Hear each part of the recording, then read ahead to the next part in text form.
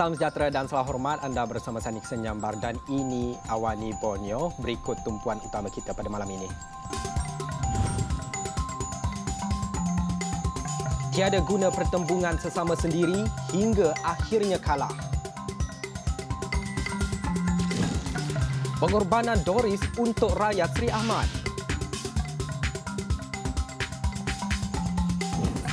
Syafiee sangkal dakwaan Ong Kili. Warisan bukan mesra parti.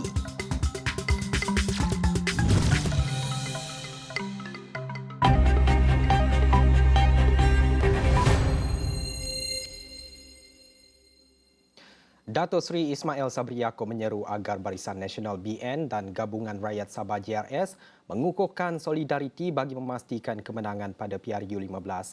Perdana Menteri menegaskan tiada guna untuk bertanding dengan jumlah kerusi yang banyak dan bertembung sesama sendiri kerana pada akhirnya ia membawa kepada kekalahan.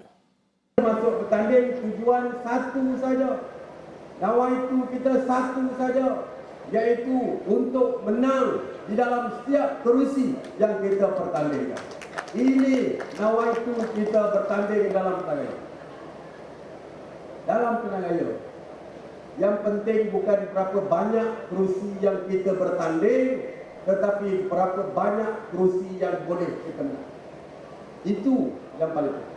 Kita boleh bertanding semua kerusi yang ada di Sabah, 25 kerusi. Kita boleh bertanding semua kerusi. Kita bertembung sesama kita. Akhirnya yang dikendung tak dapat, yang dikejar tak dapat, yang dikendung berciciran. Akhirnya kita kalah dan menjadi pembangkang. Dalam pada itu, Perdana Menteri turut memberi jaminan bahawa peruntukan pembangunan sebanyak 6.3 bilion ringgit kepada Sabah menerusi bajet 2023 yang dibentangkan baru-baru ini akan diteruskan. Begitupun tegas Dato' Sri Ismail Sabri Yaakob, perkara itu hanya boleh dilaksanakan sekiranya pengundi di Sabah memberikan sokongan bagi menentukan kemenangan BN dan GRS dalam PRU15 ini. Kuasa terletak kepada tuan-tuan dan puan-puan sekalian. 19 hari bulan nanti menentukan sama ada kita boleh bentang bajet yang sama atau dirompak oleh orang lain.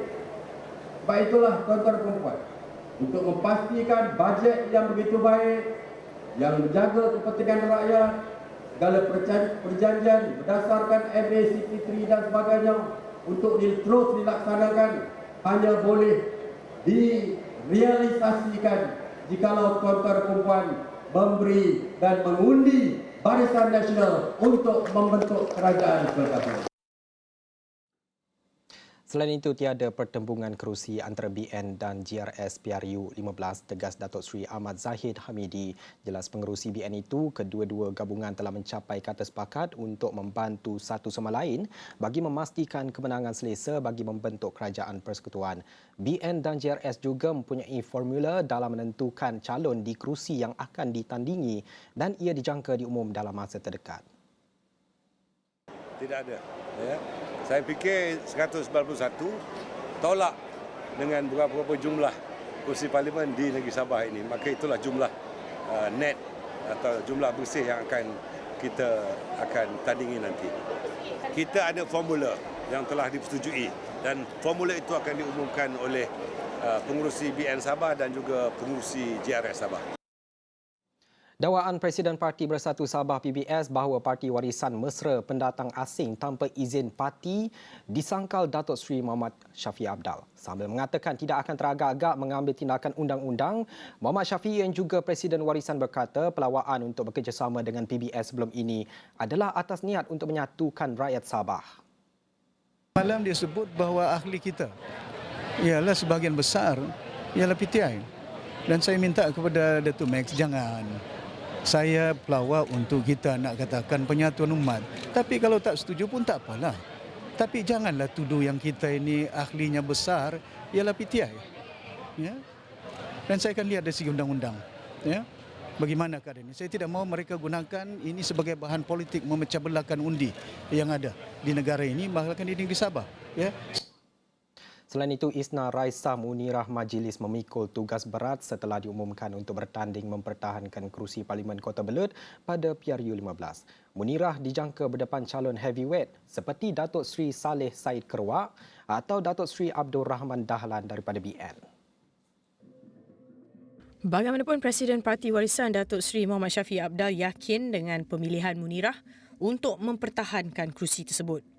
Kita ingin melihat supaya golongan wanita juga mempunyai tempat di negara ini, dan di samping itu seorang muda yang kita katakan bahawa masih dalam usianya yang begitu muda, sudah nampak ketara dari segi keupayaan kebolehan dia. Pernah jadi timbalan menteri dan bersuara di parlimen untuk perjuangan kita. Jadi seorang graduan, seorang anak tempatan yang berkebolehan dan is a winnable candidate. Pada PRU ke-14, Munirah memperolehi 23,429 undi sekaligus berjaya menewaskan pesaing terdekat Saleh dengan majoriti 4,262 undi dalam saingan 4 penjuru di antara Warisan, BN, Pakatan Harapan Rakyat Sabah dan PAS.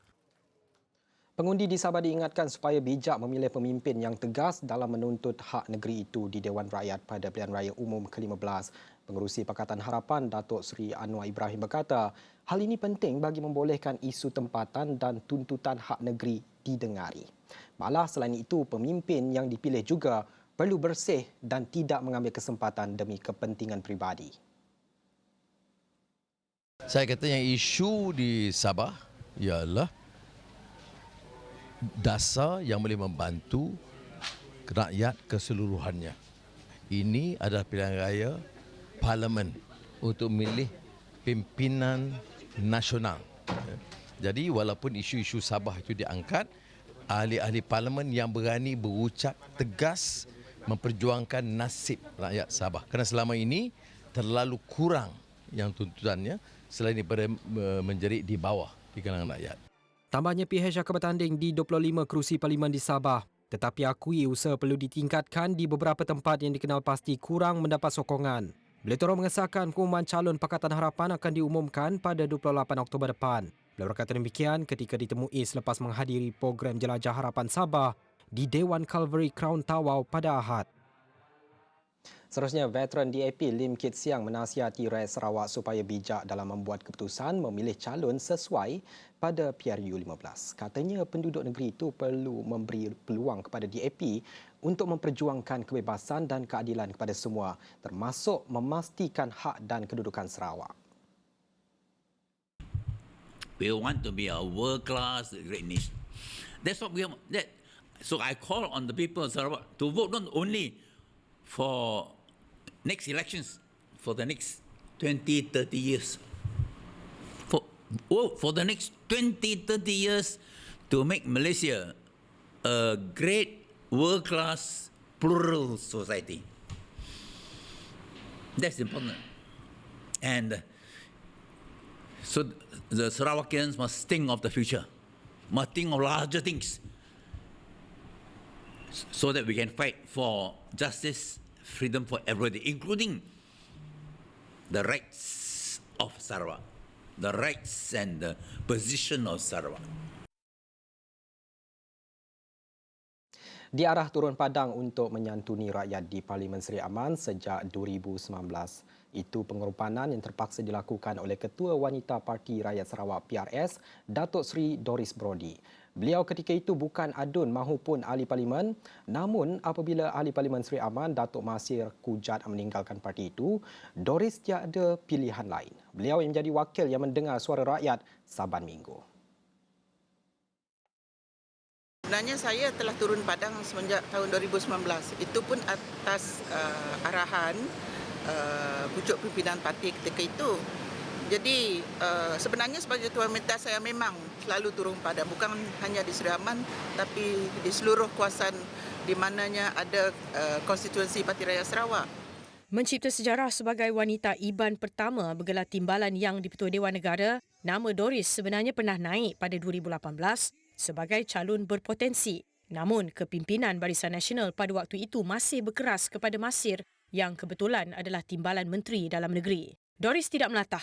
Sebaliknya, selepas Masir mengumumkan keluar PRS, beliau terus menyantuni rakyat. Beliau bertuah sebenarnya kerana disokong kuat oleh Presiden PRS pada ketika itu, mendiang Tan Sri James Jemuk Masing. Saya melihat dengan peluang ini, saya percaya saya boleh bekerjasama dengan 3 adun yang ada dekat Seri Aman sekarang, iaitu adun di N30 iaitu Datuk Snowden, N31 Datuk Mong Dagang dan begitu juga N32 Datuk Francis Sadin. Nama Doris sekali lagi naik dan berkemungkinan besar akan dicalonkan sebagai calon GPS di parlimen tersebut. Beliau dijangka berhadapan tentangan sekurang-kurangnya 3 penjuru, namun ia tidak menggentarkan beliau untuk menjadi wanita Iban pertama yang bergelar ahli parlimen. Untuk rekod, Parlimen Seri Aman pada 2018 dimenangi Masir Kujat atas tiket BN PRS setelah mengutip 14,141 undi dengan majoriti 5,820 menewaskan calon PH dan PBDS baru. Kerajaan Sarawak kini sedang dalam perbincangan bersama beberapa badan bukan kerajaan NGO bagi mengenal pasti cara terbaik untuk membantu membawa pulang anak Sarawak pulang mengundi menjelang pilihan raya umum ke-15 PRU15. Ia termasuk menilai dari segi perundangan bagi mengelak ia disalah tafsir serta melanggar syarat di bawah Akta Kesalahan Pilihan Raya 1954. Saya tak tahu setakat mana mereka dapat melaksanakan. Pada masa yang sama, kita juga sedang berbincang dan melihat bagaimana kita boleh membantu untuk memudahkan kepulangan anak-anak kita untuk mengundi. Yang ini belum dapat dimuktamadkan sebab kita kena juga melihat dari segi sudut perundangan. Sama ada boleh atau tidak kalau kita nak membiayai dan sebagainya. Sebab kadang-kadang ada sekatan dari segi perundangan sebab election kalau kita membiayai takut disalah tafsirkan sebagai rasuah. Jadi ini benda-benda yang kita tidak dapat elakkan. Tapi kita kena tengok mekanisme lah. Dan saya mengharapkan siapa yang ada NGO yang nak sponsor datanglah ke depan. Tolong bantu untuk bawa anak-anak kita balik. Calon yang bakal diketengahkan sesebuah parti perlulah dalam kalangan mereka yang sentiasa turun padang dan bekerja keras untuk membela rakyat dan bukan hanya timbul ketika musim pilihan raya semata-mata untuk memancing undi. Pandangan ini disuarakan oleh mantan Ketua Anak Negeri kawasan Karamunting, Syed Ahmad Syed Omar Ali. Menurutnya, antara faktor kecundangnya sesebuah parti apabila menampilkan calon yang tidak relevan dalam membawa suara rakyat. Siapalah yang pemimpin-pemimpin yang turun padang, mungkin itulah yang berpotensi akan memenangi PRU ke-15. Sekarang rakyat tidak mau lagi rakyat akan diperbodoh-bodohkan. Mereka tak turun padang, tetapi bila mana sudah PRU ke-15, orang akan turun padang untuk memancing undi. Jadi rakyat sekarang bukan lagi bodoh. Rakyat sekarang akan memilih yang terbaik untuk meneroji kerajaan. Beliau juga tidak menolak potensi sesebuah parti untuk menang mudah seandainya calon yang diketengahkan menepati aspirasi rakyat. Bagi pesara kerajaan Awang Basri, pengundi masa kini bijak dan boleh menilai penampilan seorang calon. Parti yang maksudnya yang bertanggungjawab yang selalu turun padang memantau keadaan rakyat, di mana kesusahan rakyat, dan turun padang dan tengok apa masalah rakyat.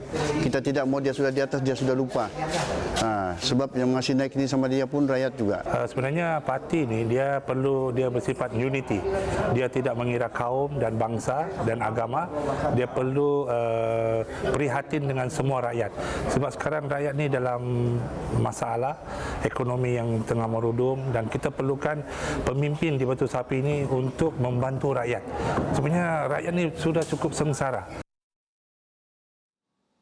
Baik, dengan itu sekian sahaja laporan Awani Borneo pada malam ini. Teruskan bersama Esra Awani, saya Nixon Nyambar. Selamat hormat.